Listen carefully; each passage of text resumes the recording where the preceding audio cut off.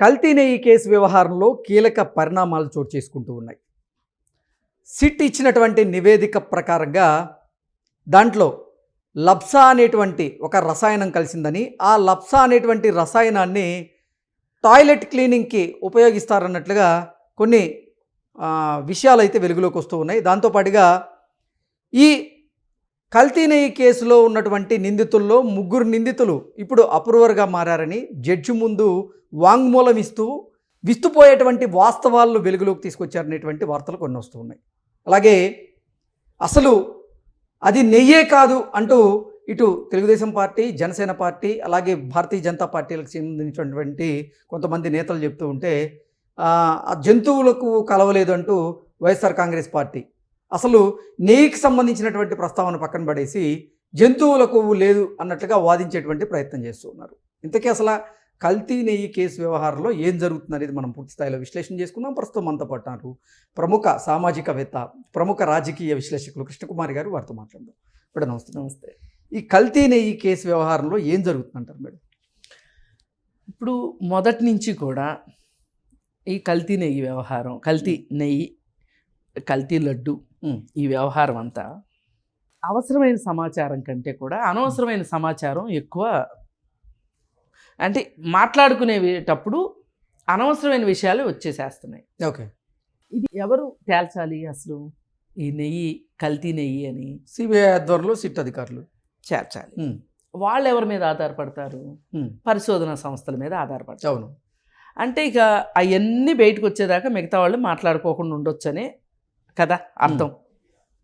ఇదంతా ఏంటంటే ఎలక్షన్ ముందు 48 గంటల ముందు మైకులన్నీ మోగబోయినట్టు వ్యవహారం. గప్చిప్పు ఉండాలి. లేదు, ఇటువాళ్ళు మాట్లాడారని అటువాళ్ళు మాట్లాడారని ఇటువాళ్ళు బాణాలు సంధించుకున్నారు. కొన్ని రోజులు ఎందుకో ఈ వ్యవహారం ఆగిపోయింది. తర్వాత మళ్ళీ మొన్న ల్యాబ్ రిపోర్ట్స్ వచ్చాయి. ఈ ల్యాబ్ రిపోర్ట్స్ అధికారికంగా ఇంకా రాలేదు. ఏదైతేనేమి మాట్లాడుకుంటున్నారు, సోషల్ మీడియాలో వచ్చేసింది.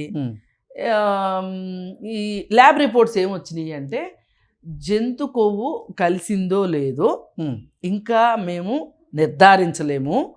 కలిస్తే కలిసి ఉండొచ్చు, కలవకపోతే కలిసి ఉండకపోవచ్చు, కానీ ఇది నెయ్యి కాదు, రసాయనాల మిశ్రమం అని చెప్పింది. అయితే దీంట్లో 2 ముక్కలు ఉన్నాయి. ఒకటి వైసీపీకి పనికొచ్చే ముక్క, ఓకే, ఒకటి తెలుగుదేశానికి పనికొచ్చే ముక్క. ఏంటి, ఇంతకు ముందంతా జంతువులు కొవ్వు కలిపారు అని తెలుగుదేశం వాళ్ళు అన్నారు కాబట్టి అది రాలేదు. కాబట్టి వైసీపీ వాళ్ళు మేము బతికిపోయామరా బాబు అని చెప్పి వీళ్ళ ప్రచారం వీళ్ళు మొదలెట్టారు. అయితే జంతు కొవ్వు కలవలేదు, బాగానే ఉంది, నెయ్యి అయితే కల్తీదే కదా అని మాట్లాడాల్సిన మాటలు తెలుగుదేశం వైపు నుంచి రాలా బయటికి. ఓకే, మంత్రుల స్థాయిలో కావచ్చు, ఎమ్మెల్యేల స్థాయిలో కావచ్చు. ఎగ్జాక్ట్లీ. అసలు నెయ్యే కాదు అనే అంశాన్ని ప్రస్తావించకుండా వైసీపీ వాళ్ళు జంతువులకు లేదు అనే విషయాన్ని ప్రస్తావిస్తుంటే దాన్ని తప్పు అని చెప్పడానికి ముందుకు రావడంలో కూటమి నేతలు అయితే విఫలమయ్యారు ఖచ్చితంగా. అసలు వీళ్ళు ఇంకా కొంచెం రిపోర్ట్లు వచ్చేదాకా ఆగి ఉంటే గనక వైసీపీ వాళ్ళు, తెలుగుదేశం వాళ్ళు కూడా మాట్లాడని దానికి బాగానే ఉండేది వ్యవహారం. వచ్చింది సిట్ చెప్తుంది కదా, సిట్ చెప్పేదాకా మనం ఆగుదాము అనే ఒక బుద్ధి జ్ఞానం మనకు లేదు. మనకి ఏంటంటే ఏదైనా సరే గత ప్రభుత్వం తప్పులు చేసిందని ఈ ప్రభుత్వం చెప్పటము, ఈ ప్రభుత్వము 2014 నుంచి 19 వరకు తప్పులు చేసింది, మళ్ళీ ఇప్పుడు కూడా తప్పులు చేస్తుంది అని చెప్పటం వైసీపీ లక్ష్యంగా మారిపోయింది. ఇప్పుడు వీళ్ళకి ప్రచారాస్త్రాలుగా, ఆయుధాలుగా మారిపోయింది నెయ్యి వ్యవహారం, లడ్డు వ్యవహారం. అయితే ఇప్పుడు వీళ్ళు కాస్త ప్రచారంలో వెనకబడ్డారు కదా, అందుకని వీళ్ళు ఏం చేశారంటే వాళ్ళు మాట్లాడినట్టు మనం ఎక్కడ మాట్లాడతాంలే, 4 ఫ్లెక్సీలు కొట్టేసి పడేసేస్తే అయిపోద్ది అని చెప్పి వీళ్ళు ఫ్లెక్సీలు వేశారు. తెలుగుదేశం వాళ్ళు ఫ్లెక్సీలు వేసేసరికి ఫ్లెక్సీల గురించి అంబటి రాంబాబు మాట్లాడాడు, అందరికీ తెలిసిందే. ఆయన లకారాలతోటి మనం ఎన్ని మాట్లాడేసుకున్నాం, ఎన్ని మాట్లాడేశాడు. మాట్లాడితే కేసు పెట్టారు, రిమాండ్ ఇచ్చారు.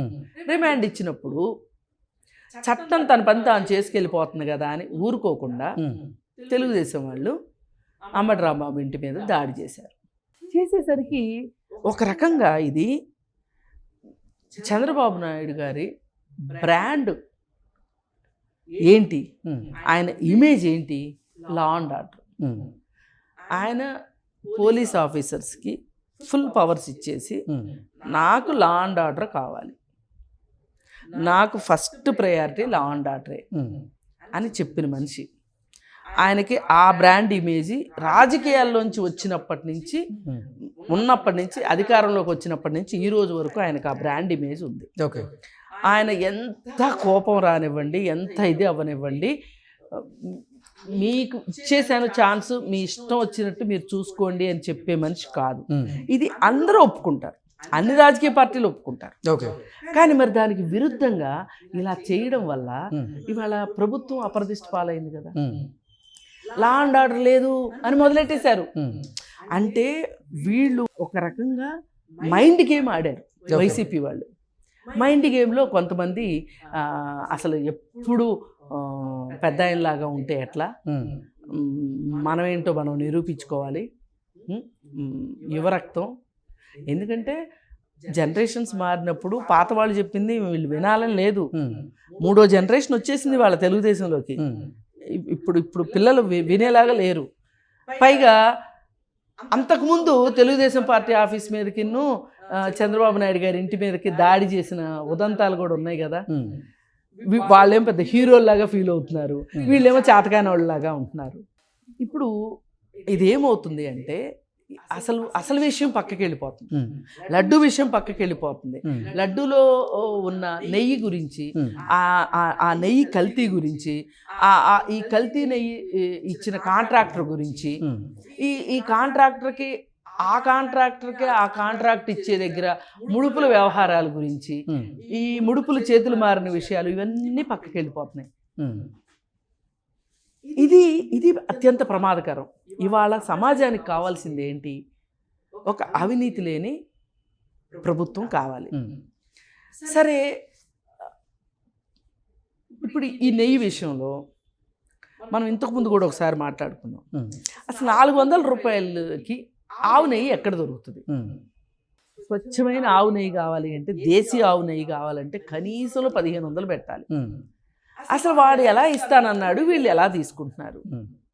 అసలు అన్నిటికన్నా మించి టెండర్లు వేసే దగ్గర ఎవరు తక్కువ కోట్ చేస్తే వాళ్ళకి ఇస్తారు. ఈ తక్కువ కోట్ చేసేవాడు స్వచ్ఛమైంది ఇస్తాడని గ్యారంటీ ఏంటి? నమ్మకమైంది ఇస్తారని గ్యారంటీ ఏంటి? అవును, ఇది ఆలోచించాలి. సరే, ఆ తప్పు చేసిన వాడిని పట్టుకోవాలి ఖచ్చితంగా. అసలు ఆ కాంట్రాక్టరు నువ్వు కల్తీది ఎందుకు ఇచ్చావు అని మాట్లాడాల్సిన అవసరం ఉంది. అసలు వాళ్ళ కాంట్రాక్టర్ ఏడి, ఎక్కడ ఉన్నాడు వాడు? ఇవన్నీ అయిపోయి 2 పార్టీల మధ్య వైరుధ్యంగా అయిపోయింది. ఇది ఏమాత్రం హర్షణీయం కాదు. ఇప్పుడు ఖచ్చితంగా వైసీపీ పార్టీ దీని నుంచి, తనకొచ్చిన అప్రదిష్ట నుంచి ఈ ప్రభుత్వం మీదనే మళ్ళీ నింద వేయటానికి చాలా స్ట్రాటజికల్గా వెళ్తుంది. ఇప్పుడు వాళ్ళకి నిజంగా ప్రతిపక్షంగా వాళ్ళు పనిచేయాలంటే పనులు ఇవ్వండి, ఎన్ని లేవు, అసలు అసెంబ్లీకే రావు. నీకెందుకు చెప్పు ఇవన్నీ? మాట్లాడితే ఏం చెప్తారు సమాధానం? అందుకని చాలా తప్పులు తడకగా అవకతవకలతో జరుగుతున్నాయి రాజకీయాలు ఆంధ్రప్రదేశ్లో. ఇప్పుడు వీళ్ళు ఎంతసేపుడికి నేను ఎప్పుడు అధికారంలోకి వస్తాను, ఆయన ప్రతిరోజు కలలు కంటా ఉంటాడు జగన్మోహన్ రెడ్డి. ఏంటి, రేపొద్దున కల్లా ఈ ప్రభుత్వం డిజాల్వ్ అయిపోతే, ఎలక్షన్లు వచ్చేసేస్తే నేను గెలవాలి. ఎందుకు ఇలా అనాలనిపిస్తుందంటే, మా ప్రభుత్వం వస్తే అప్పుడు చెప్తాం అనే మాటలు కరెక్ట్ కాదు. నీ ప్రభుత్వం ఉన్నప్పుడు ఏం చేసావు? అయినా నీకు అధికారం వచ్చేది వాళ్ళ మీద వీళ్ళ మీద కక్షలు తీర్చుకుంటానుక కాదు కదా. ఇవాళ అసలు ఆంధ్రప్రదేశ్ ముందు ఎన్ని సమస్యలు ఉన్నాయి. లడ్డు ఒక సీరియస్ మ్యాటరే, కాదనేది కాదు. నెయ్యి కల్తీ అవటం అనేది కరెక్ట్ కాదు. కానీ మనకు అమరావతి ఉంది, పోలవరం ఉంది, అలాగే పరిశ్రమలు రావాలి, నిరుద్యోగం పోవాలి, ఉత్పాదకతలు పెరగాలి, రాష్ట్రానికి ఆదాయం పెరగాలి. ఇన్ని పనులు ఉండగా వీటికి సంబంధించి నువ్వు ఈ పనులు ఎందుకు చేయట్లేదు, ఏం చేస్తున్నావు అని ఒక ప్రతిపక్షంగా మాట్లాడటం రావట్లా. అందుకని ఏంటంటే ఇవాళ ఏ విషయం దొరుకుతుంది దాని చుట్టూ రాజకీయం చేసి ప్రభుత్వాన్ని అబాస్పాలు చేయాలి అనేదే వీళ్ళ లక్ష్యంగా ఉంది. ఓకే. అందుకని వీళ్ళ ఉచ్చులో పడకోకుండా ప్రభుత్వము మనకి వ్యాపార సంస్థల్ని తెచ్చుకునే విషయంలో కావచ్చు, అమరావతిని కంప్లీట్ చేసుకునే విషయంలో కావచ్చు, పోలవరం కంప్లీట్ చేసుకునే విషయంలో వీటి మీద మనం చాలా సీరియస్గా ఈ ప్రభుత్వం పనిచేయాలని నేను కోరుకుంటున్నా. దీనికోసం ఒక సిట్ వేశారు, సిట్ పని చేసుకుంటుంది. ఈ మార్పులు జరిగితే బాగుంటుంది అనేది నా ఉద్దేశం. Okay madam, thank you so much. Thank you.